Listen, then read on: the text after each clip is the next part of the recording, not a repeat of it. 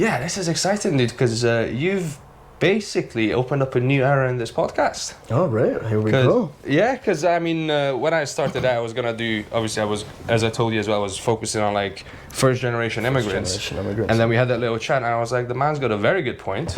That second generation has some fantastic stories, and why would I miss out on all that goodness? Bring us in. The power. So yeah, man. So you're a comedian. You're a musician, singer. Trying to be at the moment, yeah. We're all trying. Admiring singer and comedian, or attempting, as it says. But yeah, no, I mean, I'm a civil engineer by trade.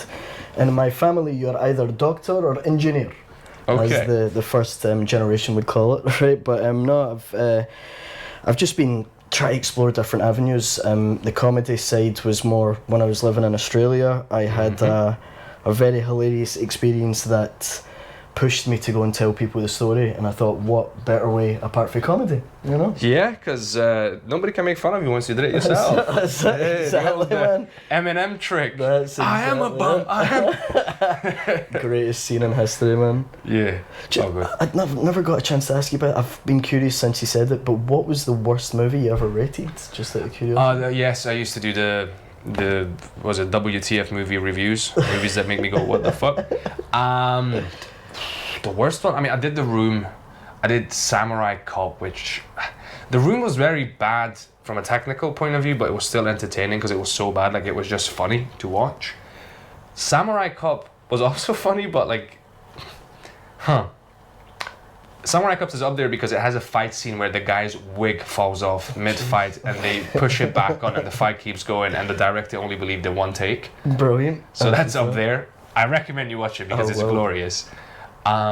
There's a film that was bad in a way that it bored me, which was The Poison Rose with John Travolta, Morgan Freeman, I don't think I've seen that, right? Was it Peter Stormare? I think that's the guy's name. For a reason. But I guess.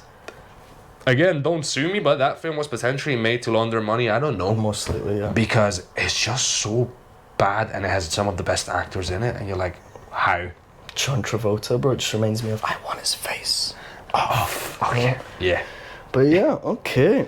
Well, back to you, my friend, because you have besides moving all over the place. Yeah. So, comedian, musician, and your family originally moved here from Iraq. Iraq, yeah, back in... So, I have so many questions. Yeah, back in 1983, I think, the first time my dad came here. But yeah, to do his masters, and then moved to Scotland and just fell in love with the nature and with how forward people can be with the word cunt, I think. Oh, he loved the word cunt, yeah, well, just the whole swear words. They call him in the street, they call him Jamie. His name is Jamil. All right, Jamie, come here. How are you doing? So he's adapted to it now, but nice. Even though they've been here for 35 years, Sylas, they're still so fucking fresh, bro. They call Burger King King Burger. The other day, my dad called me. He's like, Sadim, do you want to meet me at the Garden Beer? And I'm like, the beer garden? Okay. It's because we were right to left as well. Yeah, now there's some things that, that's the one generational difference. It's like, it can be, I'm just thinking, because my dad, I had the same conversation, but technically we're both first generation immigrants, because my dad came here, I came here after high school myself. He's already went back to Romania. But, so yeah. Oh boy. Yeah. We just started the works right now. Workers. Yeah, let's close that door. Anyway, that's we experienced some technical difficulties. We're talking about, the thing is, like, so my dad moved here a year before I did, then I moved here, he went back. We were having similar conversations, but technically we're both first generation, but then in your case, you're second generation, right? So you're already you're grown up here, you're adapted, you've, most of your life's experience, like, formative experiences were here. Yeah, Townhead for the first start of life, eh? So that's an interesting dynamic between the first and second generation, where it's definitely. Like, you're both adapted but differently. So that like the main difference is I dream in Scottish. I think he dreams in Arabic. I think that would be the first step. Unless it's a scary dream, then I dream in Arabic for some fucking reason. Don't ask me why. Really? But yeah, man, I swear they're always so intense in Arabic. But how many languages do you speak? Just fluently Arabic and English, and then just basic French, words in Spanish, words in every language you can think of, just swear words basically. Yeah, I'm the same with my swear words. I can. Hungarian or Slovak, I can't say I know any yet. I just came back from Serbia actually Did I pick up anything in Serbia apart from a woman? No, I didn't. I'm joking. What a smooth talker like that. Let me just a little humble brag. Yeah, I'm playing. But no, I mean it's obviously a great experience. I got to live a bit of the Middle East culture, to go back to the roots a wee bit. I went to Iraq the first time in the year 2000, which was a total life change. Hang on, 2000. Okay. Just before the second Gulf War. Before shit hit the fan. Yeah. So I'd seen the country where it had been rebuilt. It was really interesting to see, but jeez, I mean, I remember taking my little sister. My little sister has ginger hair. I don't know if you've ever seen you mentioned that yeah. in our chat, yeah. Yeah, well, when we went to Iraq for the first time, they usually do a sacrificial, like, killing of an animal upside down in a tree. That was, as you can imagine, for a Scottish, like... Yeah, hang on, is that for, like, is that a celebration thing? Yeah, or? just to, like, so I think it's cultural. When they've not seen someone in a long time, they'll sacrifice a lamb in their honour, then you'll eat it that night.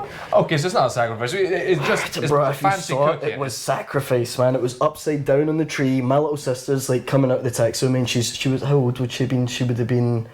So she actually went the second time I'd went, which was 2013. We'll get back to that, but that's this time after the troops have left, and we came out the taxi and we just see this lamb. Now I've seen it obviously the first time, so I knew her, but she's like, Sadim, what is happening? And she must have been about 14 at the time, and they just saw this lamb and it's moving about in the tree, and they hit its throat and it just drains all the blood. And my little sister's like, fuck this, I'm out, and just starts running away in the middle of Iraq. Let me tell you that as well. In a village town called Sowera, just ran away with ginger hair. They will kidnap in these areas, you know. Trade for camels. Bloody hell. But yeah, so Iraq was an interesting change of life, I would say, as well, because obviously, growing up, we've only had the sort of Scottish upbringing with like Arab roots, where our parents sort of tried to force the philosophy on us, or the traditional things that they had. That they consider good as well. They consider good. We all do that. Yeah, but also understand that we were born and raised here, so they know we drink. Generic garden plants, you know, as you do. But yeah, so I moved to Abu Dhabi. That was actually, went to school there for a year, but it was where, because I wouldn't confidently speak Arabic as a second language, but moving to the Middle East is as if someone put a key to your head and unlocked a box and you started speaking. You walked in, you were like, Habibi, come to Dubai. Like that's it. Like. So yeah, man. But nice. Yeah. What about you? I mean, you must have came here, you said, from high school, so... Yes, I finished high school and basically I wanted to study acting and I wanted to study it here to give myself a better chance of getting jobs. Because I still think I did I made the right decision. Is, when they look at your CV, if you studied somewhere else, they might have a bit of, okay, let's see what you can do. As opposed to if there's a thing they can pronounce, they're like, oh, keep talking now. It's funny, when we moved in here, I have a boy that stays 2 doors down from me, and he was like, because he saw that I was Arabic, and he was like, because even though I'm born here, obviously people can tell that you're not from here, which was a very interesting fact when you're growing up. Obviously, even if you're first generation, you're still looked at differently, but then I had an interesting experience that when I was in the Middle East, I was also not as welcome there because I don't pray 5 times a day and be drinking, for example. I'm like, why does he have the passport and we don't have the passport, or passport, as they say. But yeah, Stephen, 2 doors down, he comes up to me, he's like, can you say the Loch Ness Monster? I'm like, bro, it's not fucking Arabic, man. Can you say Kharab al-Gawad, ya khanzir? Like, and he's like, try to spit, but...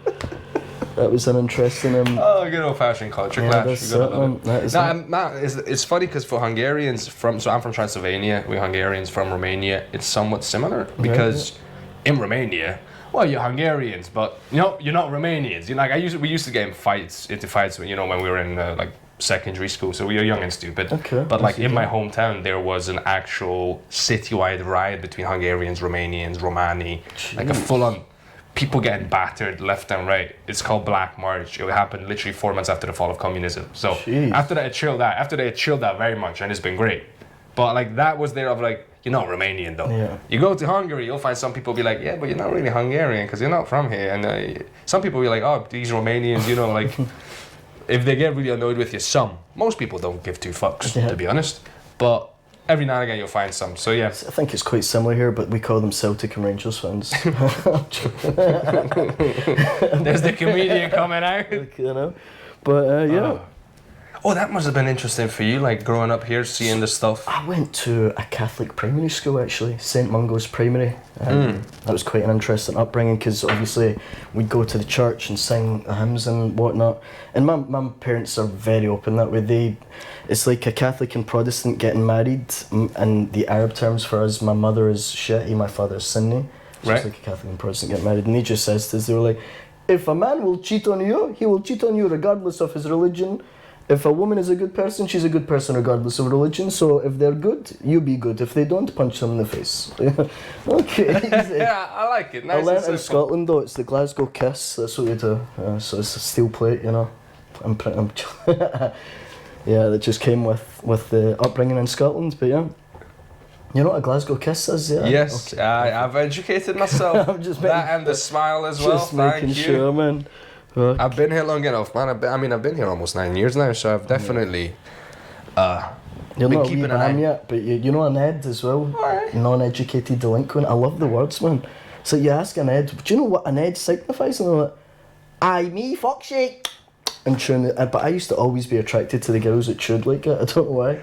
With the Air Force Ones on. But anyway, we're getting carried away. Yeah. We're getting All right, so hang on. No, because this is all good stuff. So, because it's just a little glimpse into like what's it like growing up, you know, in Scotland in the 90s, I'm guessing. Yeah, 1990 I was born. Okay, well, you're only 4 years older than I am. Yeah, go for it. Start of that. So, okay, so your life is like determined by different Gulf Wars. Yeah, basically. Something like that, yeah. Damn. It was quite, we were lucky though, because in the area that we started, at the time that my father came here, there was a lot of Iraqis that immigrated to Scotland as well, and it was all during, because at this time it was compulsory to be part of the army.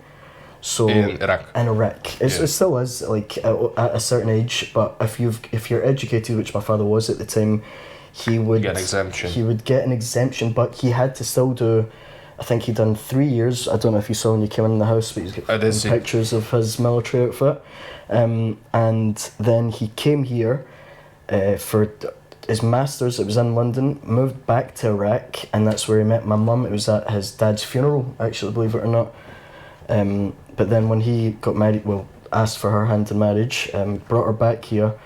And at that time, because of the regime for Saddam, they'd sent a lot of people here to study their PhDs. Right. So yeah, so it was lucky for us because we grew up in an area with a lot of other Arabs as well. So we weren't the only ones, kind of thing. Yeah, I mean, it's never easy being, without, not by choice, but being the singular representative of your culture. It's never. See, I love that shit, bro. Now, if you put me in a room, I'm like the only brown guy. I'm like, yes. Okay. No, I don't mean it that way. But like growing up, you want it's ideal to at least see others or at least speak to others because it gives you more of a sense of who you are and a bit of a baseline, and then you can build on that. After that, once you become independent and once you become confident in your own identity, then you can go out into the world. I don't give two fucks. Put me anywhere. I'll be Transylvanian all day. There's a movie called the Adam Sandler. There's a Hotel Transylvania. The Hotel Transylvania. Listen, Transylvania. I've been telling this to people. Transylvania is a massive marketing tool. I'm from Romania, but I've got a whole stand-up bit about different reactions to different, to those different names. But yeah, it's gets me through the day. If I say it to a taxi driver, they'll be very chatty. So.